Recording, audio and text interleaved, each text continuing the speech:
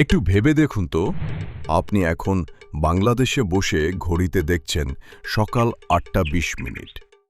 আর ঠিক একই সময়ে নিউ ইয়র্কে বসে আপনার কোনো বন্ধু ঘড়িতে দেখছে রাত 10:20। স্থান আলাদা, দিন রাত আলাদা, এমনকি ঘন্টাও আলাদা। কিন্তু অদ্ভুত ব্যাপার হলো, দুই দেশের ঘড়িতেই মিনিটের কাঁটা কিন্তু একদম হুবহু এক, অর্থাৎ ২০ মিনিট।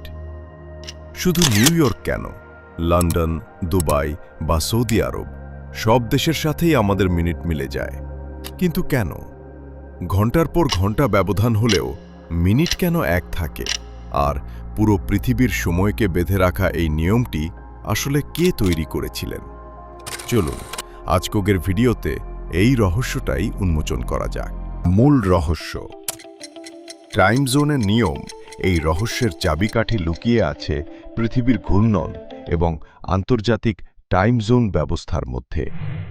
আমরা জানি পৃথিবী গোল এবং এটি নিজের অক্ষের ওপর ২৪ ঘন্টায় একবার ঘুরে আসে। এই ২৪ ঘন্টার সাথে মিলিয়ে পুরো পৃথিবীকে কাল্পনিকভাবে ২৪টি প্রধান ভাগে বা টাইম জোনে ভাগ করা হয়েছে। বৈজ্ঞানিক নিয়ম অনুযায়ী প্রতিটা জোনের মধ্যে সময়ের ব্যবধান রাখা হয়েছে ঠিক ১ ঘন্টা বা ৬০ মিনিট। কোনো ভাঙতি মিনিট বা সেকেন্ড এখানে রাখা হয়নি।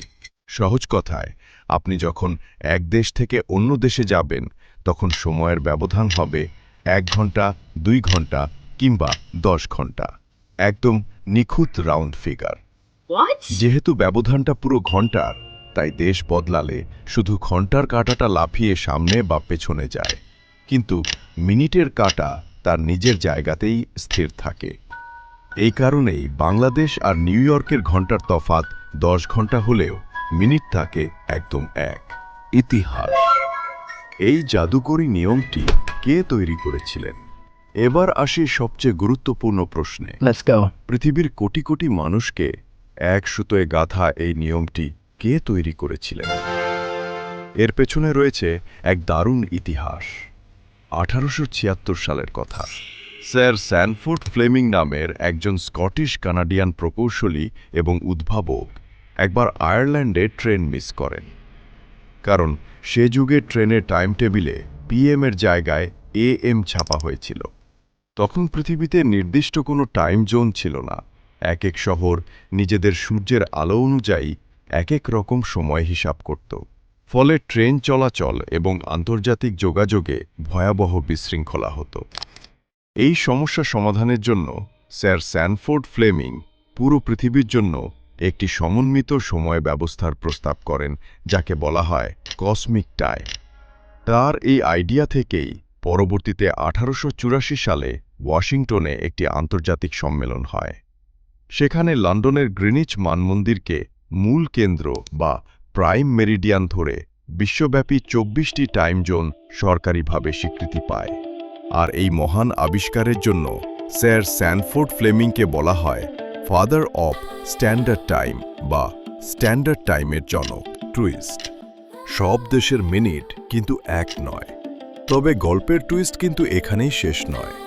আপনি জানলে অবাক হবেন, পৃথিবীর সব দেশের মিনিট কিন্তু বাংলাদেশের সাথে মেলে না।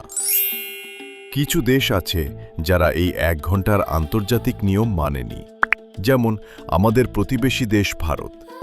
তাদের সময় আন্তর্জাতিক নিয়ম থেকে আধ ঘন্টা বা ৩০ মিনিট পিছিয়ে রাখা হয়েছে।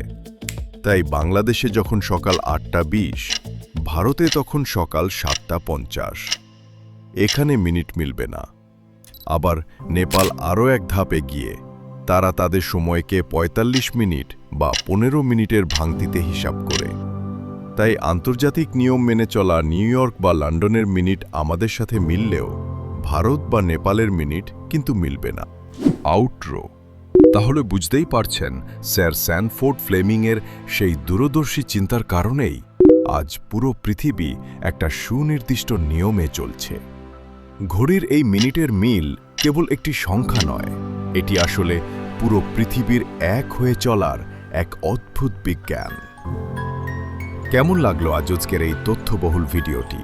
আপনি কি এর আগে এই বিষয়টি জানতেন? No. কমেন্ট করে অবশ্যই আপনার মতামত জানান। Yes. ভিডিওটি ভালো লাগলে একটি লাইক দিন এবং এই রকম আরও রোমাঞ্চকর ও তথ্যবহুল ভিডিও দেখতে চ্যানেলটি সাবস্ক্রাইব করে বেল আইকনটি ক্লিক করে রাখুন। দেখা হবে পরের ভিডিওতে।